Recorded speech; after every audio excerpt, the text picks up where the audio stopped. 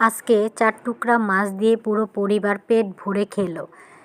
আজকে আমি 4 টুকরা পাঙ্গাস মাছ ছিল পেটের টুকরা, ভাবলাম 4 টুকরা মাছ কয়জনকে দিব, তাও আমি ছোট ছোট টুকরা করে নিয়েছিলাম। নিয়ে এখন আমি পেঁয়াজ দিয়ে একটু ভুনা করব ভাবলাম।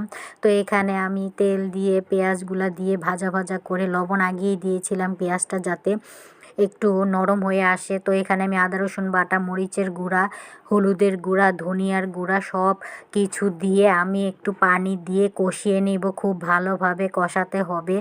মাছটা পাঙ্গাস মাছের পেটের টুকরা 4 টুকরা ছিল, ওগুলো আমি কেটে ধুয়ে ভালোভাবে পরিষ্কার করে রেখেছি। এখন আমি এই মশলার মধ্যে দিয়ে ভালোভাবে কষাবো।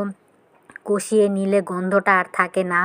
আসলে এইভাবে রান্না করলে একটু গন্ধও লাগে না। অনেকে ভাবে যে ভাজা ছাড়া মাছ রান্না করলে নাকি পাঙ্গাস মাছ গন্ধ লাগে, কিন্তু আমি এইভাবে রান্না করছি, একটু গন্ধ লাগেনি। পুরো পরিবার পেট ভরে খেয়েছে। এখন আমি একটু পানি দিয়ে কষিয়ে নিব মাছটাকে খুব ভালোভাবে।